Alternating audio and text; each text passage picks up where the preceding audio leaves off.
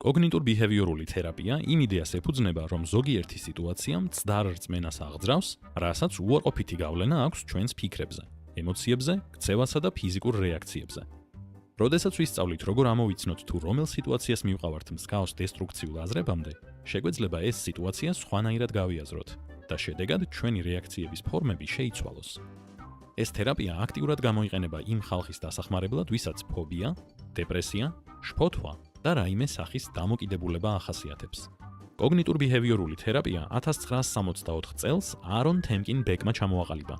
ბეკის ჰიპოთეზის მიხედვით, ადამიანთა გრძნობებს უფრო მეტად მათ მიერ სიტუაციის აღქმა განაპირობებს და ნაკლებად თავად სიტუაცია.